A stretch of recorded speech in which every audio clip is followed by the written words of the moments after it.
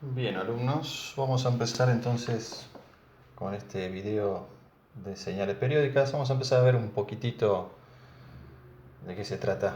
Que una señal sea continua, que sea alterna, que sea periódica.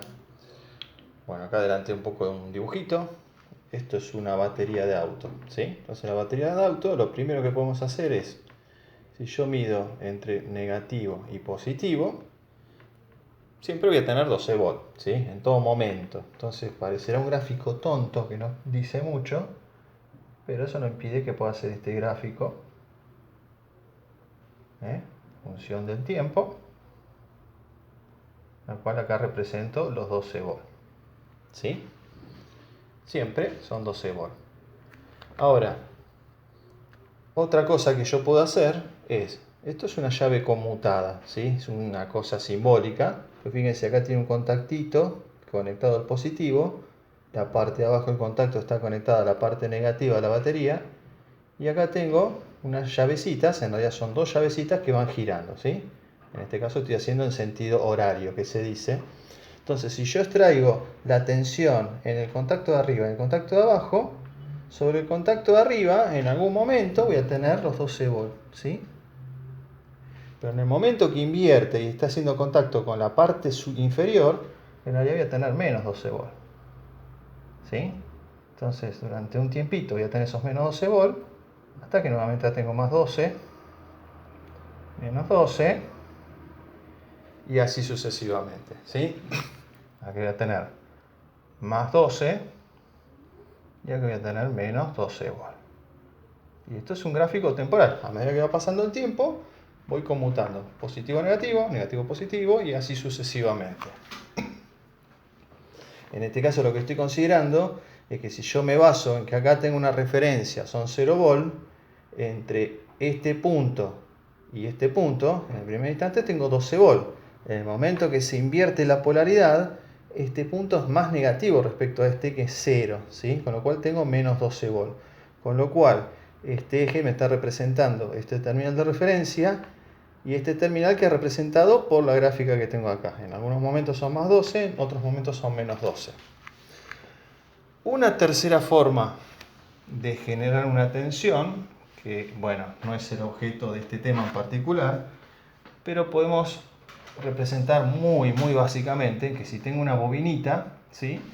Acá tengo un imán que está girando, ¿sí? Tengo el campo norte y el campo sur, y esto va girando otra vez en sentido horario, ¿sí? Entonces, no vamos a entrar en muchos detalles, pero esto me va a generar una tensión a medida que se va acercando uno de los polos, se va a inducir una tensión positiva, y cuando se me acerque el otro polo, se me va a inducir una tensión negativa respecto a mi referencia. Pero a diferencia de lo que pasa acá, no es tan abrupto, no es más 12 menos 12, sino que la tensión empieza a crecer hasta que llega a un máximo y empieza a bajar su valor. Con lo cual, vamos a tratar de relacionarlo con este gráfico, me va a quedar una cosa de este tipo. Viene así, viene así, y tiene esta forma, redondeado por acá, en la parte superior y en la parte inferior. ¿De acá qué podemos obtener? Bueno, supongamos que yo estoy cambiando esta inversión o este giro que tengo de este imán, lo hago 5 veces por segundo, ¿sí? Quiere decir que cada un segundo,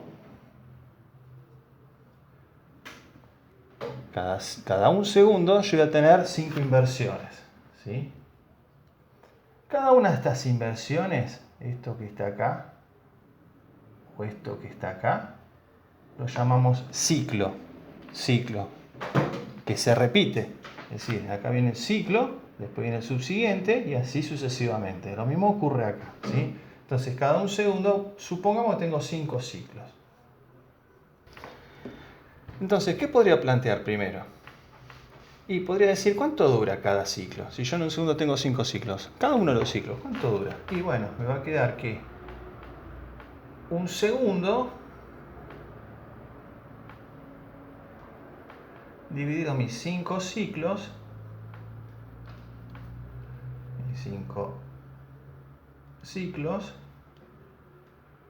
esto va a ser igual a 0,2 segundos. ¿Sí? O lo que es lo mismo, 200 milisegundos. A esto lo vamos a llamar periodo. Mi periodo define cuánto tarda cada ciclo. Si tuve 200 milisegundos en cada ciclo y tengo 5 ciclos, la sumatoria obviamente me tiene que dar un segundo. ¿Sí? Ahora, si mi periodo son 200 milisegundos, ¿cuánto es la velocidad? Es decir, ¿sí? Vamos a plantear primero la frecuencia. ¿Sí? ¿Con qué frecuencia ocurre esto? Y bueno, me va a ocurrir 5 veces o 5 ciclos por segundo. 5 ciclos por cada segundo, va dividido. Esta unidad se llama Hertz, 5 Hertz. Y lo simbolizamos con la H y con la Z. Esto es la frecuencia.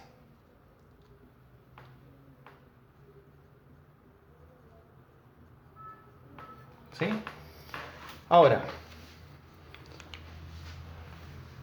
esta frecuencia, si yo cada vez tengo mayor cantidad de ciclos, quiere decir que estoy yendo cada vez más rápido. ¿Sí? Yo podría decir, por otro lado, no es la forma en que se hace, pero para que se me entienda, yo podría referir esta velocidad de cambio, de alternancia, referida a ángulos, no en cantidad de veces o vueltas. Yo sé que en una vuelta tengo 360 grados. Entonces, una posibilidad que tengo es decir, bueno, si yo tengo 5 ciclos en cada segundo, si multiplico 5 por 360 grados, voy a tener 1800, 5 por 360 me da 1800 grados por segundo. ¿Sí? Eso es una forma en que se puede ver la velocidad, es decir, lo mismo que decir 100 km por hora. ¿Sí? Es análogo, una forma u otra. Lo único que uno es una velocidad lineal, la otra es una velocidad angular. En realidad, nosotros en esta materia lo que vamos a ver es otra unidad de ángulo que se llama radianes. ¿Sí? Radianes, lo vamos a poner acá al costadito. 360 grados es igual a 2 por pi radianes. ¿Sí? 2 por 3,14, eso me da 6,28. Es la medida que se utiliza para ver este tipo de cosas. Más adelante vamos a ver la expresión matemática que está referida a esa velocidad, referida no en grados, sino en radianes. ¿Cómo calculo acá la velocidad angular referida en radianes? Bueno, si dijimos que 5 ciclos lo podemos referenciar a 2 por pi por radianes, me va a quedar 2 por pi radianes por los 5 ciclos en cada segundo. 2 por 5, 10. Por 3,14 me da 31,4 radianes sobre segundos. ¿Sí? A esto lo vamos a llamar velocidad angular, que se simboliza con la letra griega omega. ¿Sí? Velocidad angular.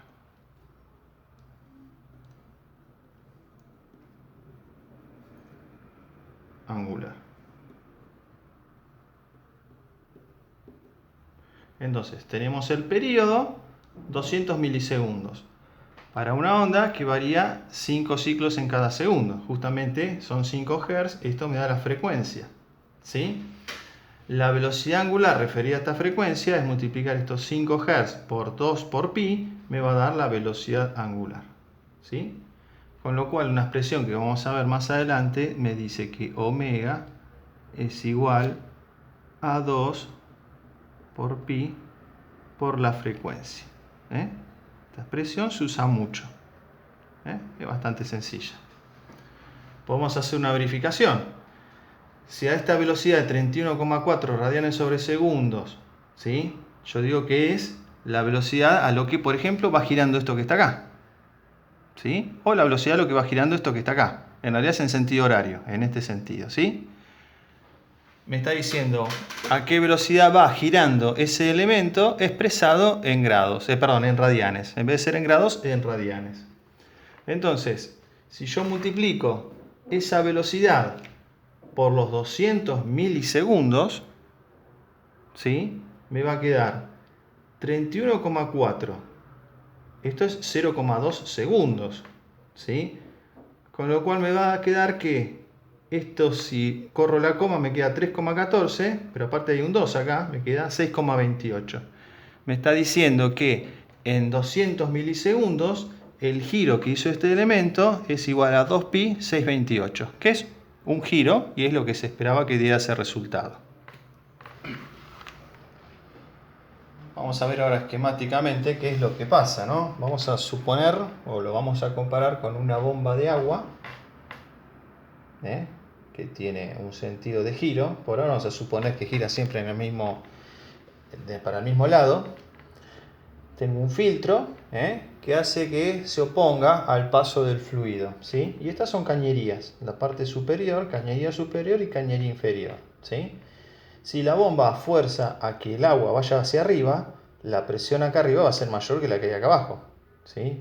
Esta presión que arriba es mayor que la que está acá abajo, empuja a que las moléculas de agua traspasen este filtro y, de acuerdo a sus características de oposición al paso del líquido y a la presión que hay entre la parte superior y la inferior, se va a establecer un caudal de agua que va a circular y va a atravesar ese filtro, ¿sí? Con lo cual ese caudal va a depender de las características del filtro y de la presión que está generando esta bomba, y genera una diferencia de presión entre la sección superior y la sección inferior, ¿sí?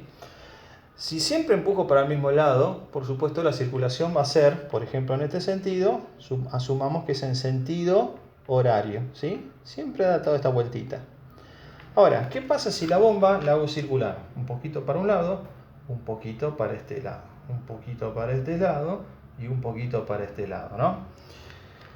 Cuando empieza en un sentido, me empieza a aumentar la presión acá, pero lo hace como en esta característica que está acá. Cuando empiezo a cambiar el sentido de giro de esta bomba, la presión en realidad la voy a generar casi hacia abajo, es decir, voy a tener mayor presión de este lado que la que tengo acá. Está simbolizada por esta parte de la gráfica que tengo acá. ¿Y qué va a generar eso? Que cada molécula de agua en un momento sea empujada hacia abajo y en otro momento sea empujada hacia arriba. Es decir, esta molécula no está dando toda una vuelta, ninguna de las moléculas da toda una vuelta, sino que va un poquitito para abajo, un poquitito para arriba, un poquitito para abajo, un poquitito para arriba. Está como bailando acá, ¿sí? Si yo pongo, y créanme, a ver la imaginación, ¿no? Pongo un sismógrafo para ver cómo se mueve esta molécula, me va a quedar un movimiento de este tipo, ¿sí? Me va a generar una forma que la vamos a llamar forma sinusoidal, porque la vamos a representar matemáticamente con una función trigonométrica llamada seno. Se puede representar con una función coseno, pero para hacerlo un poquito más sencillo vamos a utilizar la función seno, ¿sí?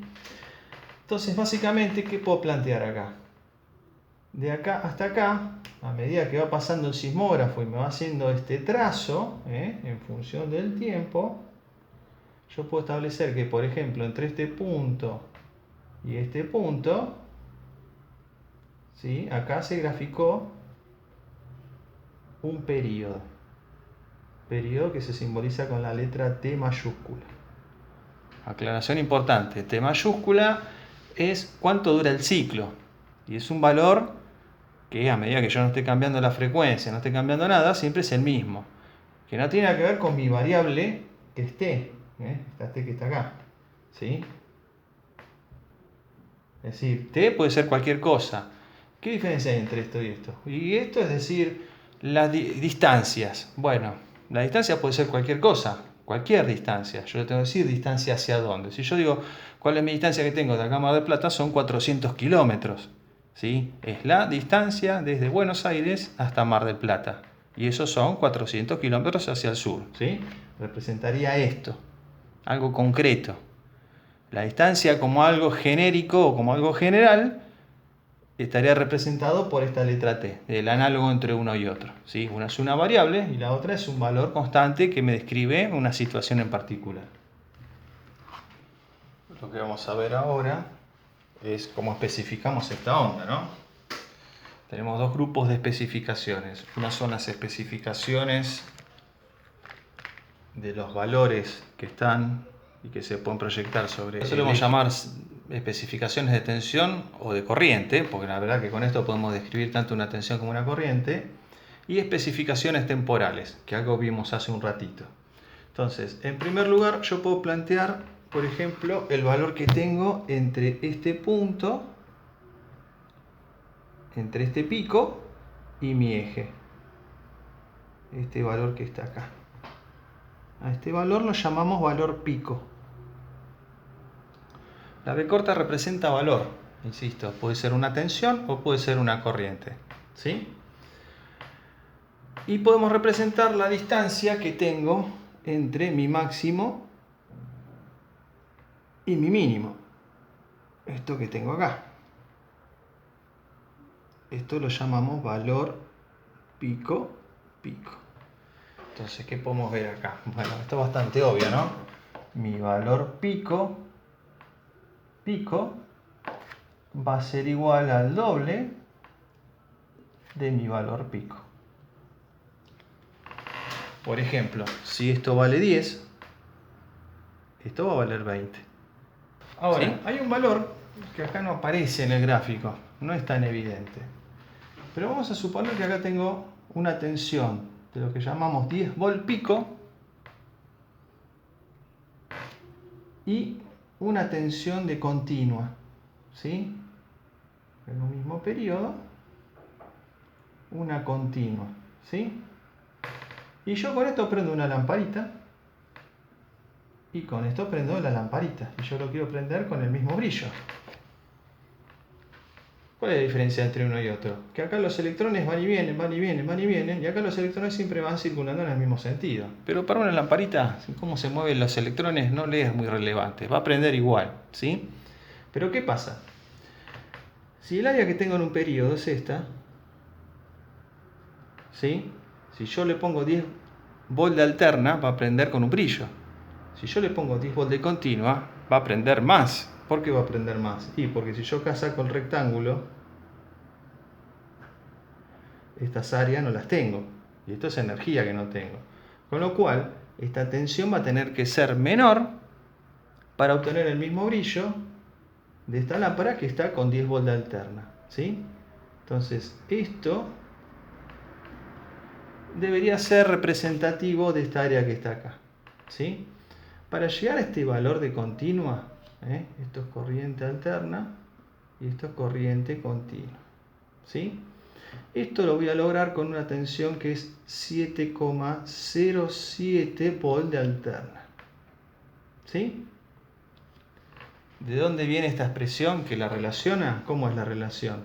Este valor representativo, ¿sí?, de 7 volt de continuas, con lo cual prendería una lámpara con el mismo brillo que prende este que está con 10 volt pico, lo llamamos valor eficaz. Valor eficaz, ¿sí? Ese valor eficaz es igual a raíz cuadrada de 2 sobre 2 por mi valor pico, ¿sí? Si yo hago esta cuentita, más o menos aproximadamente, esto es símbolo de aproximado, ¿sí? Esto es igual a 0,707 por valor pico, ¿sí? Esta es una expresión que se usa mucho también. ¿De dónde viene esta expresión? Bueno, esto es bastante largo, ¿sí? Bastante kilométrico. No corresponde a un curso de técnicos hacer esta demostración porque es bastante larga, ¿sí? Y aparte requiere de herramientas matemáticas de cálculo infinitesimal, que son derivadas e integrales, que bueno, eso se ve a un nivel universitario. Pero se puede demostrar que el valor eficaz para una onda senoidal, porque para una onda triangular u otro tipo de forma de onda cambia ese valor, es decir, este valor eficaz depende de la forma de onda, para una onda senoidal es igual a 0,707 o 70,7% de mi valor pico. En el caso, por ejemplo, cuando nosotros hablamos que tenemos una tensión de 220 volt, nosotros creemos que es este que está acá, este valor. No, el 220 volts son valores eficaces, ¿sí? Es una unidad que se usa mucho, porque en realidad me está dando una referencia de cuánto es la energía equivalente a si tuviese que poner una tensión de alterna, ¿sí? Una tensión de continua. Pero los 220 volts de la red de suministro eléctrico domiciliario son valores eficaces. Pasemos ahora a las especificaciones que se dicen temporales. Entonces, ya habíamos adelantado algo. Esto de acá hasta mi otro cruce por cero que está acá, todo esto en tiempo, que por lo general son milisegundos, microsegundos, lo llamamos periodo T, T mayúscula. Muchos por error, uno se da cuenta que no estudiaron lo debido, me ponen P mayúscula, es T mayúscula, ¿sí? Que me representa el periodo. Entonces, ¿a qué es igual el periodo? Bueno, primero, habíamos dicho la frecuencia. La frecuencia me indica la cantidad de veces que se me repite un ciclo por cada segundo. ¿Sí? Entonces, por ejemplo, puedo tener, vamos a usar el mismo ejemplo de hoy, 5 Hz. ¿Sí? Que son los 5 ciclos por cada segundo.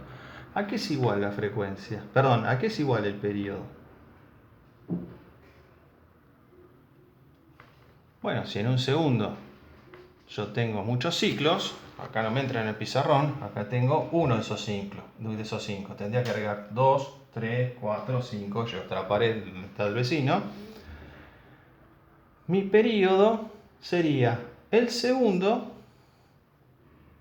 un segundo dividido los 5 ciclos, esto me va a dar un quinto o 0,2 segundos, o lo que es igual 200 milisegundos. ¿Sí? Entonces, ¿qué relación tenemos entre una y otra? T va a ser igual a 1 sobre la frecuencia. Otra expresión que se usa mucho, que me relaciona la tensión con la frecuencia.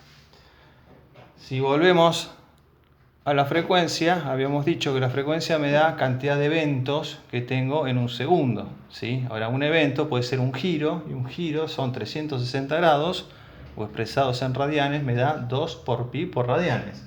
Entonces, ya habíamos visto anteriormente otra relación, y la volvemos a repetir acá, que es la velocidad angular, que va a ser igual a omega va a ser igual a 2 por pi por la frecuencia.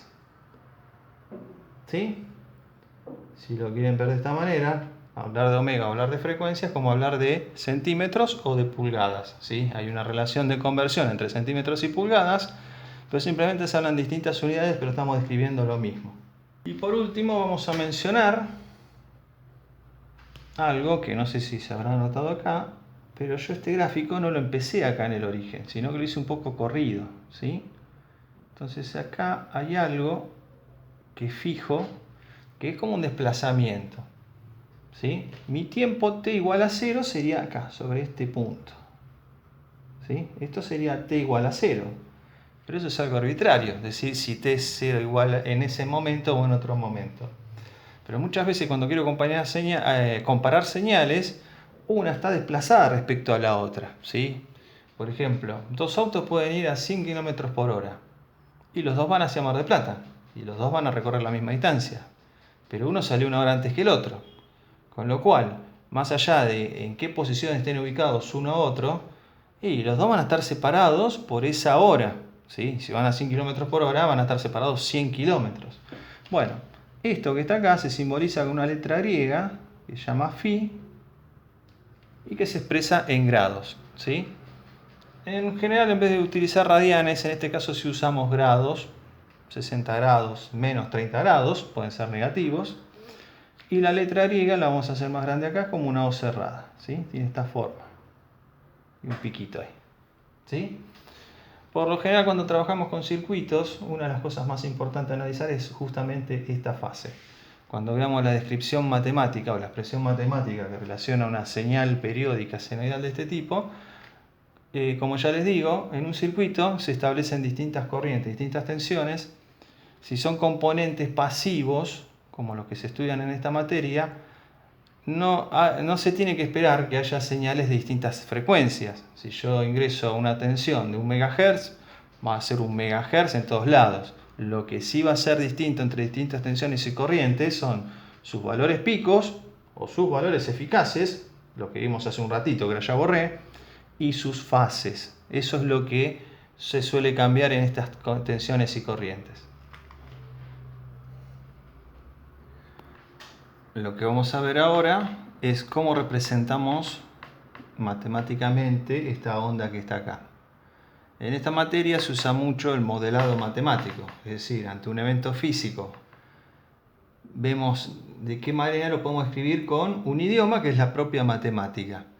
No es para complicarnos la vida, es porque después con conceptos matemáticos podemos interrelacionar distintas ideas y de ahí se pueden sacar conclusiones. Pero lo importante es entender qué es lo que pasa físicamente con esto. Que esto representa una onda, que esto es una progresión del tiempo, que esto empuja en un circuito a que haya presión o tensión en un sentido, en sentido positivo, y acá presión en forma negativa. Y que estando un circuito conectado en forma cerrada a través de componentes eléctricos, por ejemplo resistencias, se establecen corrientes que van variando, van y vienen los electrones. A partir de ahí le vamos a dar una forma matemática a esto. Entonces, supongamos que es una tensión, lo primero que puedo decir, las magnitudes en alterna las solemos poner en minúscula. Todo libro que ustedes puedan ver, van a ver que las tensiones y corrientes de continua aparecen en mayúscula, que es lo que han visto hasta ahora, pero cuando hablamos de tensiones y corrientes de alterna, se usan las letras minúsculas. Esto tiene una forma senoidal, con lo cual lo que va a aparecer es una función seno. Función seno. Bien. Entonces, primero, ¿qué vamos a analizar acá?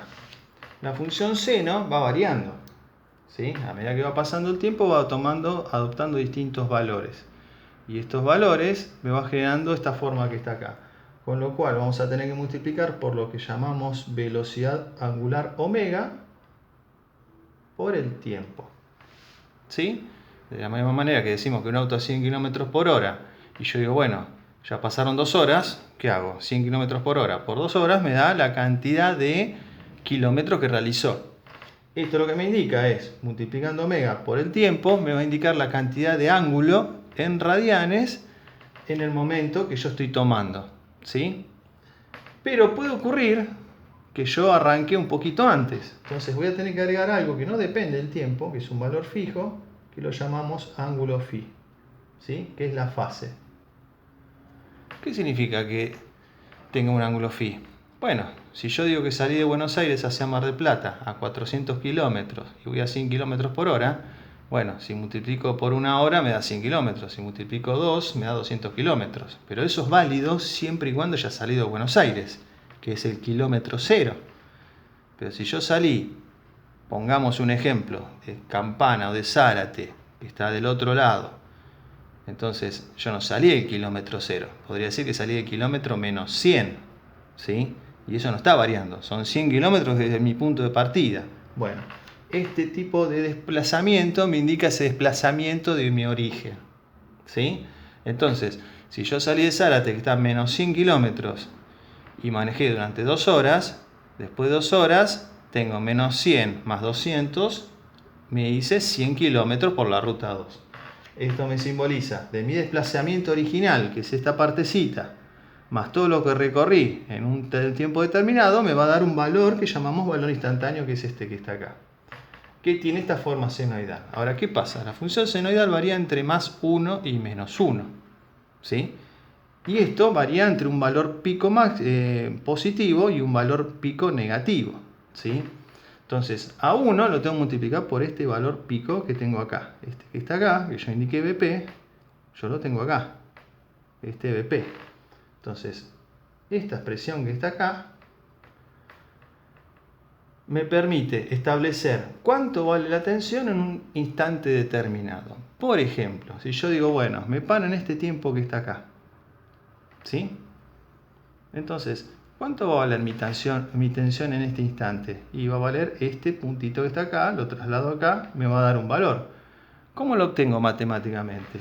Este tiempo lo incluyo acá, lo multiplico por omega, a este resultado, serían los más 100 km por hora si lo quieren ver, le sumo mi desplazamiento y me termina dando un ángulo, ¿sí? Este desplazamiento en ángulo, saco su función seno, la multiplico por BP, y para este caso sería un valor negativo, ¿sí? Pero esta es una expresión general. Expresión matemática general.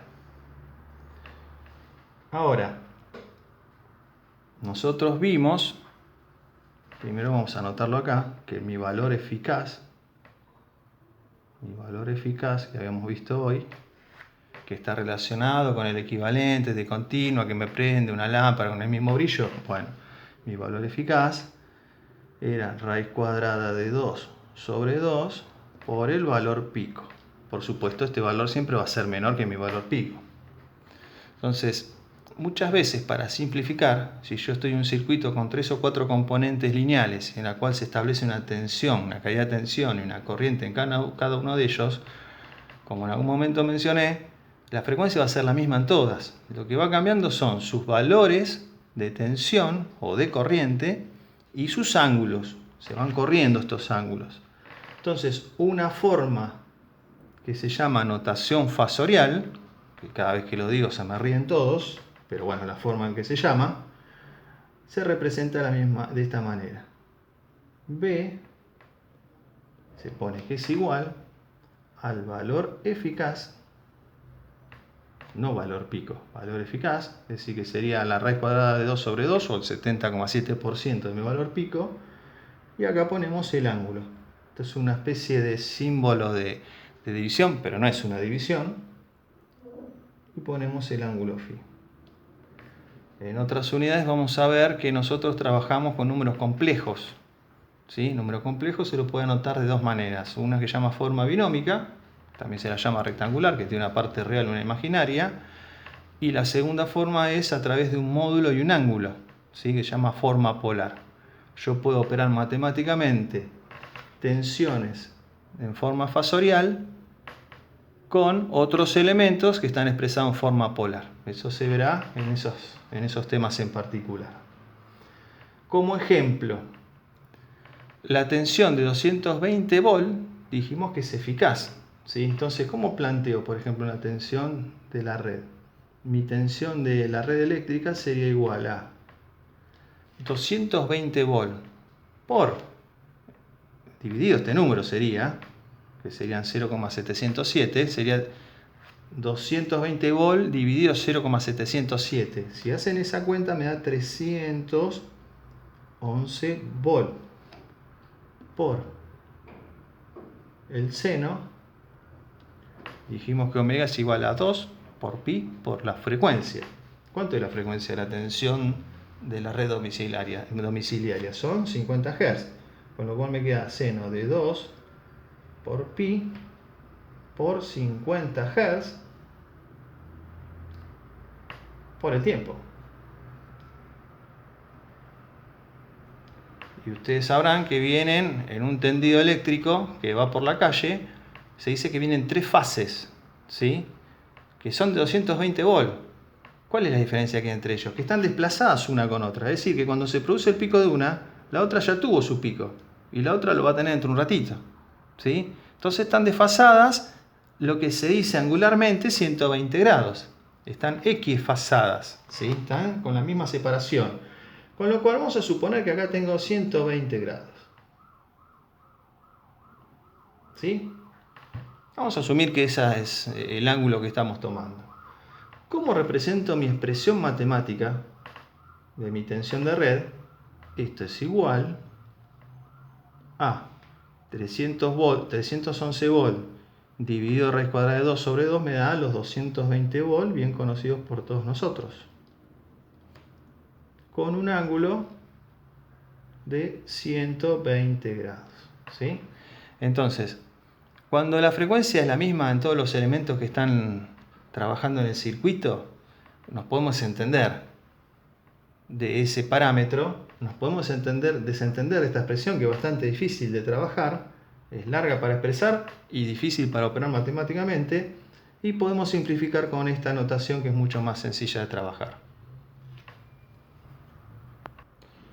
Ahora vamos a tratar de relacionar de una forma más gráfica y visual la relación que hay entre una tensión de alterna, que tiene una frecuencia y un valor pico, y un periodo, con una continua.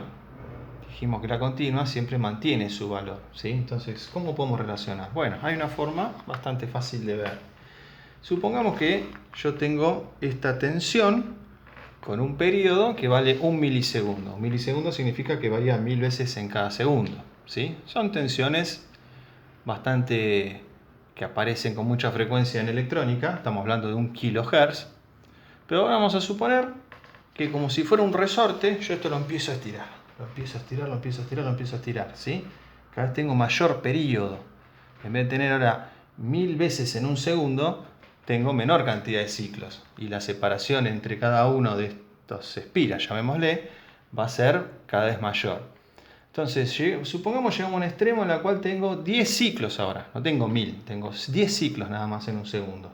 Significa que esto está más estirado, ¿sí? Dura más el periodo. Dura 0,1 segundo. Supongamos lo sigo estirando, lo sigo estirando, lo sigo estirando y llego a 1 segundo. Un ciclo en cada segundo, ¿sí? Si pongo una lamparita hasta puedo llegar a verla, como prende y apaga una vez por segundo.